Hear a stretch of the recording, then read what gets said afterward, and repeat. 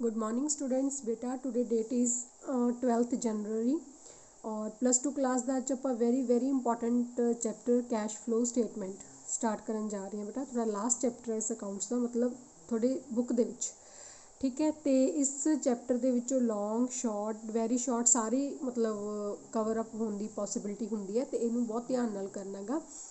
ਪਹਿਲਾਂ ਆਪਾਂ ਕਰਾਂਗੇ ਵੀ ਕੈਸ਼ ਫਲੋ ਸਟੇਟਮੈਂਟ ਹੁੰਦੀ ਕੀ ਹੈ ਬੇਟਾ।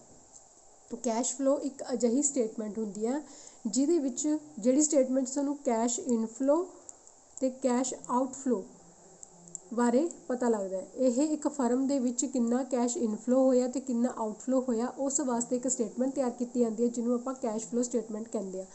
ਕੈਸ਼ ਇਨਫਲੋ ਦਾ ਮਤਲਬ ਹੁੰਦਾ ਹੈ ਕਿ ਫਰਮ ਦੇ ਵਿੱਚ ਕਿੰਨਾ ਕੈਸ਼ ਆਇਆ, ਠੀਕ ਹੈ, ਔਰ ਆਊਟਫਲੋ ਦਾ ਮਤਲਬ ਹੁੰਦਾ ਕਿ ਫਰਮ ਦੇ ਵਿੱਚੋਂ ਕਿੰਨਾ ਕੈਸ਼ ਗਿਆ। ਇਹ ਦੋਨੋਂ ਜਿਹੜੀਆਂ ਚੀਜ਼ਾਂ ਨੂੰ ਇੱਕ ਸਟੇਟਮੈਂਟ ਸ਼ੋਅ ਕਰੇਗੀ, ਉਸ ਸਟੇਟਮੈਂਟ ਨੂੰ ਆਪਾਂ ਕੈਸ਼ ਫਲੋ ਸਟੇਟਮੈਂਟ ਦਾ ਨਾਮ ਦੇਵਾਂਗੇ। ਔਰ ਜਿਹੜੀ ਕੈਸ਼ ਫਲੋ ਸਟੇਟਮੈਂਟ ਹੁੰਦੀ ਆ, ਇਹਦੇ ਵਿੱਚ ਆਪਾਂ ਜਿਹੜੀਆਂ ਆਈਟਮਸ ਹੁੰਦੀਆਂ ਨੇ ਉਹਨਾਂ ਨੂੰ ਕਲਾਸੀਫਾਈ ਕਰਦੇ ਹਾਂ ਇਨਟੂ ਥ੍ਰੀ ਕੈਟੇਗਰੀਜ਼, ਠੀਕ ਹੈ। ਔਰ ਉਹ 3 ਕੈਟੇਗਰੀਜ਼ ਦੇ ਵਿੱਚ ਆਉਂਦੇ ਇੱਕ ਤਾਂ ਓਪਰੇਟਿੰਗ ਐਕਟੀਵਿਟੀ, ਠੀਕ ਹੈ, ਔਰ ਇੱਕ ਆਉਂਦੀ ਹੈ ਇਨਵੈਸਟਿੰਗ ਐਕਟੀਵਿਟੀ, ਥਰਡ ਆਉਂਦੀ ਹੈ ਜੀ ਫਾਈਨਾਂਸਿੰਗ ਐਕਟੀਵਿਟੀ। ਉਸ ਤੋਂ ਬਾਅਦ ਆਉਂਦਾ ਨੈਕਸਟ ਓਬਜੈਕਟਿਵਸ। ਹੁਣ ਕੈਸ਼ ਫਲੋ ਸਟੇਟਮੈਂਟ ਦੇ ਓਬਜੈਕਟਿਵਸ ਕੀ ਨੇ? ਸਭ ਤੋਂ ਪਹਿਲਾਂ ਤਾਂ ਇਹੀ ਓਬਜੈਕਟਿਵ ਹੈ ਕਿ ਆਪਾਂ ਨੂੰ ਇਹ ਪਤਾ ਲੱਗਦਾ ਹੈ ਕਿ ਆਪਾਂ ਨੂੰ ਓਪਰੇਸ਼ਨ ਐਕਟੀਵਿਟੀਜ਼ ਤੋਂ ਕਿੰਨੇ ਸੋਰਸਿਸ ਹੋ ਰਹੇ ਨੇ, ਇਨਵੈਸਟਿੰਗ ਤੋਂ ਕਿੰਨੇ ਸੋਰਸਿਸ ਆ ਰਹੇ ਨੇ ਜਾ ਰਹੇ ਨੇ, ਔਰ ਫਾਈਨਾਂਸਿੰਗ ਚੋਂ, ਅਤੇ ਉਹ ਕੈਸ਼ ਕਿੱਥੇ ਆ ਰਿਹਾ, ਕਿੱਥੇ ਆਪਾਂ ਨੂੰ ਜਨਰੇਟ ਕਰ ਰਹੇ ਹਾਂ, ਠੀਕ ਹੈ। ਇਹ ਚੀਜ਼ਾਂ ਜਿਹੜੀਆਂ ਆਪਾਂ ਨੂੰ ਕੈਸ਼ ਫਲੋ ਸਟੇਟਮੈਂਟ ਤੋਂ ਪਤਾ ਲੱਗਦੀਆਂ ਨੇ। ਉਸ ਤੋਂ ਬਾਅਦ ਆਉਂਦਾ ਹੈ ਕਿ ਇਹਦੇ ਵਿੱਚ ਆਪਾਂ ਨੂੰ ਪਤਾ ਲੱਗਦਾ ਕਿ ਹੁਣ ਜਿਹੜਾ ਕੈਸ਼ ਸਾਨੂੰ ਓਪਰੇਟਿੰਗ ਇਨਵੈਸਟਿੰਗ ਅਤੇ ਫਾਈਨਾਂਸਿੰਗ ਐਕਟੀਵਿਟੀਜ਼ ਤੋਂ ਆਇਆ ਗਾ, ਅਤੇ ਉਹ ਅਸੀਂ ਕਿੱਥੇ ਯੂਜ਼ ਕਰ ਰਹੇ ਹਾਂ। ਐਂਟਰਪ੍ਰਾਈਜ਼ਸ ਜਿਹੜੀ ਆ ਉਹ ਕੈਸ਼ ਨੂੰ ਕਿੱਥੇ ਕਿੱਥੇ ਯੂਜ਼ ਕਰ ਰਹੀ ਹੈ। ਔਰ ਇਸ ਤੋਂ ਬਾਅਦ ਆਪਾਂ ਨੂੰ ਪਤਾ ਲੱਗਦਾ ਹੈ ਕਿ ਤੁਹਾਡੀ ਕੈਸ਼ ਜਾਂ ਕੈਸ਼ ਇਕੁਇਲੈਂਟ ਦੇ ਵਿੱਚ ਕੀ ਚੇਂਜ ਆਇਆ, ਠੀਕ ਹੈ। ਮਤਲਬ ਕਿ ਡਿਫਰੈਂਸ ਦੱਸਦੇ, ਡਿਫਰੈਂਟ ਸੋਰਸਿਸ ਅਤੇ ਯੂਜ਼ਸ ਦੱਸਦੇ ਨੇ, ਇਹ ਸਟੇਟਮੈਂਟ ਦੱਸਦੀ ਹੈ, ਠੀਕ ਹੈ, ਕਿ ਓਪਰੇਟਿੰਗ ਐਕਟੀਵਿਟੀ, ਇਨਵੈਸਟਿੰਗ ਅਤੇ ਫਾਈਨਾਂਸਿੰਗ ਐਕਟੀਵਿਟੀਜ਼ ਦੇ ਵਿੱਚ, ਠੀਕ ਹੈ, ਕਿ ਕਿਸ ਤਰ੍ਹਾਂ ਦਾ ਚੇਂਜ ਜਿਹੜਾ ਕੈਸ਼ ਅਤੇ ਕੈਸ਼ ਇਕੁਇਲੈਂਟ ਦੇ ਵਿੱਚ ਆਇਆ ਗਾ। ਇਹ 3 ਓਬਜੈਕਟਿਵਸ ਜਿਹੜੇ ਨੇ ਇਹ ਕੈਸ਼ ਫਲੋ ਸਟੇਟਮੈਂਟ ਇੱਕ ਕਵਰ ਅਪ ਕਰਦੀ ਹੈ। ਨੈਕਸਟ ਆਉਂਦਾ ਯੂਜ਼ਸ। ਕੌਣ ਯੂਜ਼ ਕਰਦਾ, ਮਤਲਬ ਇਹਦੇ ਯੂਜ਼ਸ ਕੀ ਨੇ? ਸਭ ਤੋਂ ਪਹਿਲਾਂ ਇੰਟਰਨਲ ਫਾਈਨੈਂਸ਼ੀਅਲ ਮੈਨੇਜਮੈਂਟ, ਠੀਕ ਹੈ, ਮਤਲਬ ਕਿ ਜਿਹੜੀ ਐਂਟਰਪ੍ਰਾਈਜ਼ ਆ ਉਹ ਖੁਦ ਇਸ ਚੀਜ਼ ਨੂੰ ਯੂਜ਼ ਕਰਦੀ ਹੈ ਫਾਈਨਾਂਸ ਨੂੰ ਮੈਨੇਜ ਕਰਨ ਵਾਸਤੇ। ਫਿਰ ਇਹਦੇ ਵਿੱਚ ਆਪਾਂ ਨੂੰ ਕੈਸ਼ ਦੀ ਮੂਵਮੈਂਟ ਪਤਾ ਲੱਗਦੀ ਹੈ, ਕੈਸ਼ ਕਿੰਨਾ ਆਇਆ ਕਿੰਨਾ ਗਿਆ, ਦੈਟਸ ਠੀਕ ਹੈ। ਔਰ ਇਹ 'ਚ ਆਪਾਂ ਨੂੰ ਕੈਸ਼ ਮੈਨੇਜ ਕਰਨ ਵਿੱਚ ਹੈਲਪ ਮਿਲਦੀ ਹੈ। ਓਬਵੀਅਸ ਜੀ ਗੱਲ ਹੈ, ਆਪਣਾ cash is very important source of any firm, ਹੈ ਨਾ। ਤੋ ਉਸ ਕੈਸ਼ ਦਾ ਮੈਨੇਜਮੈਂਟ ਅੱਛੇ ਤਰੀਕੇ ਨਾਲ ਹੋਵੇ ਤਾਂ ਆਪਾਂ ਨੂੰ ਸਟੇਟਮੈਂਟ ਬਹੁਤ ਹੈਲਪ ਕਰਦੀ ਹੈ। ਇਸ ਤੋਂ ਬਾਅਦ ਕੈਸ਼ ਦੀ ਪਲੈਨਿੰਗ ਤੁਹਾਡੀ ਸਕਸੈਸ ਰਹੀ ਹੈ ਜਾਂ ਫੇਲੀਅਰ ਰਹੀ ਆ, ਇਹਦੇ ਬਾਰੇ ਸਾਨੂੰ ਸਟੇਟਮੈਂਟ ਤੋਂ ਪਤਾ ਲੱਗਦਾ ਗਾ। ਉਸ ਤੋਂ ਬਾਅਦ ਫੰਡ ਫਲੋ ਸਟੇਟਮੈਂਟ ਹੁੰਦੀ ਹੈ। ਬੇਟਾ ਫੰਡ ਫਲੋ ਸਟੇਟਮੈਂਟ ਇੱਕ ਅਜਿਹੀ ਸਟੇਟਮੈਂਟ ਹੁੰਦੀ ਜਿਹਦੇ ਵਿੱਚ ਆਪਾਂ ਵਰਕਿੰਗ ਕੈਪੀਟਲ ਯਾਨੀ ਕਿ current assets and current liabilities ਨੂੰ ਸ਼ੋਅ ਕਰਦੇ ਆ, ਅਤੇ ਉਹਦੇ ਬਾਰੇ ਪਤਾ ਲੱਗਦਾ। ਔਰ ਇਸ ਤੋਂ ਬਾਅਦ ਆਪਾਂ ਨੂੰ ਕੈਸ਼ ਫਲੋਜ਼ ਬਾਰੇ ਪਤਾ ਲੱਗਦਾ। Cash flow means outflow and inflow ਜ਼ਿਆਦਾ ਹੋਏ ਜਾਂ ਆਊਟਫਲੋ ਜ਼ਿਆਦਾ ਹੋਏ ਨੇ, ਉਸ ਅਕੋਰਡਿੰਗ ਅਸੀਂ ਆਪਣੀ ਫਾਈਨੈਂਸ਼ੀਅਲ ਪੋਜੀਸ਼ਨ ਜਿਹੜੀ ਆ ਉਹ ਵੀ ਡਿਟਰਮਿਨ ਕਰ ਸਕਦੇ ਹਾਂ। ਇੰਨੇ ਯੂਜ਼ਸ ਹੋਣ ਤੋਂ ਬਾਅਦ ਵੀ ਇਹਦੇ ਵਿੱਚ ਕੁਛ ਕੁ ਲਿਮੀਟੇਸ਼ਨਸ ਪਾਈਆਂ ਗਈਆਂ ਨੇ। ਸਭ ਤੋਂ ਪਹਿਲੀ ਲਿਮੀਟੇਸ਼ਨ ਇਹ ਪਾਈ ਗਈ ਹੈ ਕਿ ਇਹਦੇ ਵਿੱਚ ਆਪਾਂ ਨੂੰ ਕੰਪੈਰੀਜ਼ਨ ਕਰਨ ਵਿੱਚ ਮਿਸਲੀਡ ਹੁੰਦਾ ਹੈ, ਠੀਕ ਹੈ। ਕਿਉਂਕਿ ਹੁਣ ਦੇਖੋ ਕਿਹੜੀ ਕੰਪਨੀ ਹੈ, ਕਹਿੰਦੇ ਕੰਪਨੀ ਦਾ ਕੈਸ਼ ਫਲੋ ਜਿਹੜਾ ਮੰਨ ਲਓ ਕਰੰਟ ਈਅਰ ਦੇ ਵਿੱਚ ਇਨਕਰੀਜ਼ ਹੋ ਰਿਹਾ, ਅਤੇ ਕੰਪਨੀ ਜਿਹੜੀ ਹੈ ਇਹ ਨਹੀਂ ਹੈਗਾ ਕਿ ਜੇ ਕਰੰਟ ਈਅਰ 'ਚ ਇਨਕਰੀਜ਼ ਹੋ ਰਹੀ ਹੈ ਇਟ ਮੀਨਸ ਇਹਨੇ ਪ੍ਰੀਵੀਅਸ ਈਅਰ 'ਚ ਵਧੀਆ ਕੰਮ ਨਹੀਂ ਕੀਤਾ ਹੋਏਗਾ। ਅਤੇ ਇਸ ਚੀਜ਼ ਨੂੰ ਕੰਪੈਰੀਜ਼ਨ ਕਰਨਾ ਵੀ ਉਹਨੇ ਪਿੱਛੇ ਕੰਮ ਵਧੀਆ ਨਹੀਂ ਕੀਤਾ, ਮੇ ਵੀ ਕੋਈ ਹੋਰ ਵੀ ਰੀਜ਼ਨ ਹੋ ਸਕਦਾ, ਜਿਵੇਂ ਲੋਕਡਾਊਨ ਲੱਗਿਆ ਹੋਇਆ ਸੀ ਪਿੱਛੇ ਜੇ, ਉਹਦੇ ਕਰਕੇ ਵੀ ਉਸ ਕੰਪਨੀ ਦੀ ਜਿਹੜੀ ਫਾਈਨੈਂਸ਼ੀਅਲ ਪੋਜੀਸ਼ਨ ਜਾਂ ਜੋ ਵੀ ਕੈਸ਼ ਫਲੋ ਹੈਗੀ ਉਹ ਸਹੀ ਨਾ ਰਹੀ ਹੋਵੇ, ਤਾਂ ਇਹ ਆਪਾਂ ਨੂੰ ਮਿਸਲੀਡ ਕਰਨ ਦੇ ਵਿੱਚ ਥੋੜ੍ਹਾ ਜਿਹਾ ਰੱਖਦੀ ਹੈ ਆਪਣਾ, ਠੀਕ ਹੈ। ਇਨਫਲੂਐਂਸਡ ਬਾਈ ਚੇਂਜਸ ਇਨ ਮੈਨੇਜਮੈਂਟ ਪੋਲਿਸੀਜ਼। ਇਸ ਤੋਂ ਬਾਅਦ ਇਹ ਜਿਹੜੀ ਇਫੈਕਟ ਹੁੰਦੀ ਹੈ ਕਾਹਦੇ ਨਾਲ? ਜੇਕਰ ਥੋੜੀ ਮੈਨੇਜਮੈਂਟ ਦੀ ਪੋਲਿਸੀ ਚੇਂਜ ਹੋ ਜਾਂਦੀ ਹੈ, ਤੁਹਾਨੂੰ ਆਪਣੀ ਸਟੇਟਮੈਂਟ ਨੂੰ ਵੀ ਕੀ ਕਰਨਾ ਪੈਂਦਾ ਗਾ, ਉਸ ਅਕੋਰਡਿੰਗ ਚੇਂਜ ਕਰਨਾ ਪੈਂਦਾ। ਇਹ ਵੀ ਸਟੇਟਮੈਂਟ ਵੀ ਉਸ ਅਕੋਰਡਿੰਗ ਇਨਫਲੂਐਂਸ ਹੁੰਦੀ ਹੈ। ਉਸ ਤੋਂ ਬਾਅਦ ਆਉਂਦਾ ਇੰਟਰ ਇੰਡਸਟਰੀ ਕੰਪੈਰੀਜ਼ਨ। ਜੇ ਤੁਸੀਂ ਇੱਕ ਇੰਡਸਟਰੀ ਦੂਸਰੀ ਇੰਡਸਟਰੀਜ਼ ਦੇ ਨਾਲ ਕੰਪੈਰੀਜ਼ਨ ਕਰਨਾ ਤਾਂ ਉੱਥੇ ਵਾਸਤੇ ਵੀ ਇਹ ਮਿਸਲੀਡ ਗਾਈਡ ਕਰਦੀ ਹੈ।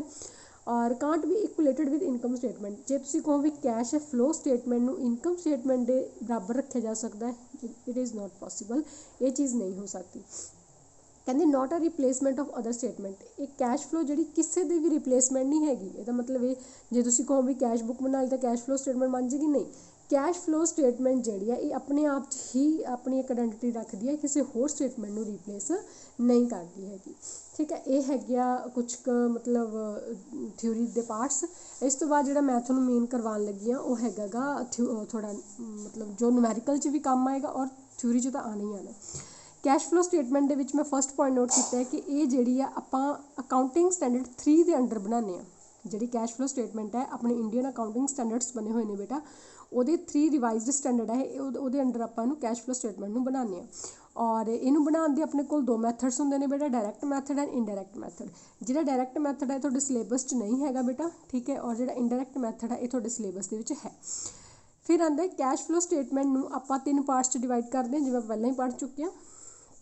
3 ਪਾਰਟਸ 'ਚ ਡਿਵਾਈਡ ਕਰ ਰਹੇ ਹਾਂ, like cash flow from operating activities ਹੈ ਨਾ, cash flow from investing activities और cash flow from financing activities. ਜਿਹੜੀ ਤੁਹਾਡੀ ऑपरेटिंग एक्टिविटीज़ है ये सारे ऑपरेशंस आएंगे बेटा, ठीक है, और ਜਿਹੜੀ इन्वेस्टिंग एक्टिविटी है ये सारे फिक्सड एसेट्स ते इन्वेस्टमेंट्स आएंगे, फिक्सड एसेट्स और इन्वेस्टमेंट्स आएंगे। ਜਿਹੜੀ ਤੁਹਾਡੀ फाइनेंसिंग एक्टिविटी है ये अपनी शेयर कैपिटल एंड लोन आएगा। ये चीज़ां बिल्कुल ध्यान च रखनियां ने तुसीं। Operating activity operations, investing activity fixed assets ते इन्वेस्टमेंट्स और फाइनेंसिंग एक्टिविटी के शेयर कैपिटल एंड लोन आएगा, ठीक है जी। इस तो बाद आप नैक्सट कैलकुलेट करांगे calculation of NPBT, net profit before tax. ये आप पहले निकालनी होंगी है NPBT, net profit before tax. किमें निकालांगे, सब तो पहले आप करंट ईयर का प्रॉफिट लवांगे, वो प्रीवियस ईयर का माइनस करके अपने को अमाउंट आऊगी। करंट ईयर के प्रॉफिट चों प्रीवियस ईयर का प्रॉफिट माइनस करके अपने को वैल्यू आ जाएगी। ਉਹਦੇ ਵਿੱਚ 4 ਚੀਜ਼ਾਂ ਦਾ ਆਪਾਂ ਪਲੱਸ ਕਰਨਾ ਹੁੰਦਾ ਹੈ। ਉਹ ਕਿਹੜੀਆਂ 4 ਚੀਜ਼ਾਂ ਨੇ? Transfer to reserve, propose dividend, interim dividend और provision for tax. Transfer to reserve, propose dividend, interim dividend और प्रोविजन फॉर टैक्स। ये चारों अपने प्लस होंगे और माइनस होएगा रिफंड ऑफ टैक्स। जो भी टैक्स वापस होएगा वो माइनस होकर जी अमाउंट आएगी वो थोड़ी होएगी NPBT, net profit before tax, ठीक है। उस तो बाद अगला आंदा है एडजस्टमेंट्स, ठीक है। एडजस्टमेंट्स आंदियां ने एसेट्स नाल रिलेटेड। एसेट्स जे मान लो कोई थोनू सम दे बाहर कोई एडजस्टमेंट्स दित्ती है एसेट्स नाल रिलेटेड, तो उत्थे तुसीं की करना गा, एसेट अकाउंट बनाना गा। एसेट्स अकाउंट बनाने दे लई अपने कोल 2 बैलेंसिस होणगे। इधर आप ओपनिंग बैलेंस लिखांगे, क्लोजिंग बैलेंस लिखांगे, ठीक है। जे कोई एसेट्स उत्ते डेप्रीशिएशन है तो डेप्रीशिएशन लिख देंगे, ठीक है। जे एसेट सेल किया, सॉरी ये नहीं लिखांगे, एसेट नूं सेल करन तो बाद जो लॉस होया तो आप क्रेडिट साइड लिखांगे, जे प्रॉफिट होया तो आप डेबिट साइड लिखांगे। इस तो बाद आप करनी है बैलेंसिंग फिगर। देखो जे आपको सेल्स गिवन है तो परचेजिज की बैलेंसिंग फिगर निकलूगी, जे आपको परचेजिज गिवन होणगियां तो अपनी सेल्स जिहड़ियां ने वो एज अ बैलेंसिंग फिगर निकलूगी, ठीक है। इस तरीके नाल आपां एसेट अकाउंट बनावांगे। जिहड़ा तो बेटा डेप्रीशिएशन हुंदा इहनूं आपां ऑपरेटिंग एक्टिविटी च प्लस करांगे, डेप्रीशिएशन नूं ऑपरेटिंग एक्टिविटीज़ दे विच प्लस करांगे। ਜਿਹੜੀ बैंक मतलब सेल किया, हुण देखो एसेट्स जिहड़े ने वो इन्वेस्टिंग एक्टिविटी च आंदे आ, जो सेल करांगे तो प्लस च आएगा, परचेज करांगे तो माइनस च आएगा, ठीक है। और जे प्रॉफिट हो रहा तो ऑपरेटिंग दे विच माइनस होएगा, जे लॉस हो रहा तो ऑपरेटिंग दे विच प्लस होएगा। तो आप बैलेंसिंग्स नूं इहदे विच नहीं लैंदे हुंदे। इस तरीके नाल आपां एसेट अकाउंट बनाने आ। कई वारी सम दे विच की हुंदा तुहानूं एसेट्स दे नाल नाल उहदी provision is given, provision for debt is also given. फिर तुसीं की करना, इहनूं एसेट अकाउंट नूं एज इट इज़ बनाना गा। एक तां इहदे विच एसेट्स अकाउंट बनाउण तो बाद, ठीक है, उस तो बाद तुसीं प्रोविजन फॉर डेट अकाउंट बनाओगे। ਉਹਦੇ ਵਿੱਚ ਆਹ वाली डेप्रीशिएशन ਆਪਾਂ ਇੱਥੇ नहीं लिखांगे। ये करंट ईयर की डेप्रीशिएशन ਹੁੰਦੀ है बेटा। करंट ईयर की डेप्रीशिएशन ਜਦੋਂ ਆਪਾਂ 2 ਚੀਜ਼ਾਂ गिवन ਹੋਣਗੀਆਂ ਆਪਾਂ ਇੱਥੇ नहीं लिखांगे, वो ਆਪਾਂ डेप्रीशिएशन लिखांगे प्रोविजन फॉर डेट ਦੇ ਵਿੱਚ। ओपनिंग बैलेंस क्योंकि प्रोविजन इज़ लाइबिलिटी, फिर ओपनिंग बैलेंस क्रेडिट साइड आएगा और क्लोजिंग बैलेंस डेबिट साइड आएगा, ठीक है। डेप्रीशिएशन पाता, डेप्रीशिएशन तो बाद अपने को जिहड़ा बैलेंस निकलूगा वो एसेट विच ट्रांसफर हो जाएगा, ठीक है। ये अपने 2 अकाउंट कदों बनने हैं, जो तुहानूं एसेट्स दे नाल provision for debts is given, ठीक है। जो कल्ले एसेट्स गिवन ने फिर कल्ला तुसीं एसेट अकाउंट जिहड़ा वो प्रिपेयर करोगे। उस तो बाद अगला आंदा 6th adjustment for tax, provision for tax. जिहड़ी हुण टैक्स की प्रोविजन बनी है उहदे एडजस्टमेंट्स किवें करोगे? पहला केस ये आंदा कि जेकर तुहानूं कल्ले बैलेंसिस गिवन ने, adjustment is not given, balance given ने but adjustment is not given, तो फिर तुसीं प्रीवियस ईयर का बैलेंस जिहड़ा गा उहनूं आपां मन्नांगे भी यही टैक्स पे करता। करंट ईयर नूं जे आपां पे करना हुंदा उहनूं आपां प्रोविजन का नाम दे दांगे। समझ आया? प्रीवियस ईयर वाले नूं मन्नांगे भी टैक्स पे करता, करंट ईयर नूं मन्नांगे कि हजे अपनी प्रोविजन जिहड़ी आ वो टैक्स दी पई है। हुण देखो जिहड़ी पहले टैक्स पे करता आपां ऑपरेटिंग चों माइनस करांगे, जिहड़ा करंट ईयर का होएगा उहनूं NPBT दे विच प्लस करांगे। उस तो बाद आंदा है फिर जे ये तो हो गया without adjustment. If adjustments are given तो अपने को एक टैक्स पेड होएगा, एक प्रोविजन फॉर टैक्स होएगी, ठीक है। फिर आप प्रोविजन फॉर टैक्स अकाउंट जोड़ा वो बनावांगे। प्रोविजन का ओपनिंग बैलेंस, क्लोजिंग बैलेंस आ जाएगा, ठीक है। और जोड़ा अपना प्रोविजन ये अपनी बैलेंसिंग फिगर निकलूगी provision for by statement of P&L account, जिन्होंने ਆਪਾਂ प्रोविजन फॉर टैक्स बोलते हैं, जोड़ा कि NPBT ਦੇ ਵਿੱਚ प्लस होएगा। और इधर अपने को टैक्स पेड आ जाएगा टू बैंक के अकॉर्डिंग। देखो दोनों बैलेंस पॉसिबल, मतलब एक बैलेंस पॉसिबल होगा जो अपनी डेबिट साइड घटी है तो आप लिखांगे भी टैक्स पेड, जो क्रेडिट साइड घटेगी तो अपने आ जाएगी प्रोविजन फॉर टैक्स, ठीक है। ये हो गया। उस तो बाद आंदा treatment of propose dividend. Propose dividend का ट्रीटमेंट जोड़ा वो की होएगा। प्रपोज डिविडेंड नूं हुण ਜਿਹੜੀ बैलेंस शीट बन रही है वो कंटीजेंट लाइबिलिटीज़ ਦੇ ਵਿੱਚ ਦਿਖਾਇਆ ਜਾਂਦਾ ਗਾ।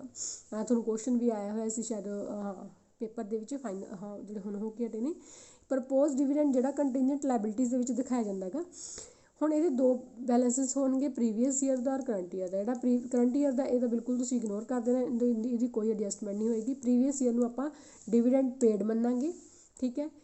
ਤੇ ਇਹ ਜਿਹੜਾ ਆਪਣਾ ਫਾਈਨੈਂਸਿੰਗ ਐਕਟੀਵਿਟੀ 'ਚ ਮਾਈਨਸ ਹੋਏਗਾ ਔਰ NPBT ਦੇ ਵਿੱਚ प्लस होएगा। That's all. उस बाद आंदा कैश एंड कैश इक्विवेलेंट, ठीक है। कैश एंड कैश इक्विवेलेंट विच की आंदा, चार आइटम्स आंदियां ने। कोई कैश या बैंक च बैलेंस पे है, कोई चैक और ड्राफ्ट पे हैगा, कोई करंट इन्वेस्टमेंट है ਜਾਂ कोई मार्केटेबल सिक्योरिटी पई है। इस तो बाद तुहानूं जिहड़े इंपॉर्टेंट पॉइंट्स आ वो याद रखण दी लोड़ हैगी है। पहला हैगा जी ओवरड्राफ्ट। जिहड़ा ओवरड्राफ्ट आ उहनूं तुसीं लोन लैके चलना गा, ते लोन दा मतलब लोन होएगा, ठीक है। उस बाद जेकर तुहाडे कोल इंटेंजिबल एसैट है, इंटेंजिबल एसैट किहड़ा हुंदा गा जिहनूं तुसीं देख नहीं सकदे, टच नहीं कर सकदे, लाइक गुडविल हो गया, पेटेंट हो गया, कॉपीराइट्स हो गया, ठीक है। उन्हां दी वैल्यू जेकर इनक्रीज़ हो रही है, वध रही है, तो इहदा मतलब तुसीं परचेज मन्नोगे उहनूं। परचेज का मतलब इन्वेस्टिंग एक्टिविटी चों माइनस होएगा। जेकर इंटेंजिबल एसैट्स की पहले नालों वैल्यू डिक्रीज़ हुई है तो फिर तुसीं उहनूं की उन्होंने राइट ऑफ लिखोगे, एसैट राइट ऑफ लिखोगे, उन्होंने ऑपरेटिंग एक्टिविटीज़ के विच प्लस करोगे, ठीक है। ये सीगा बेटा तुहाडा कुछ एडजस्टमेंट्स, ये ध्यान च रख लियो। बाकी आपां जिहड़ी इहदी स्टेटमेंट वाले सम्स आ जां स्टेटमेंट आपां कल डिस्कस करांगे। ओके बेटा जी।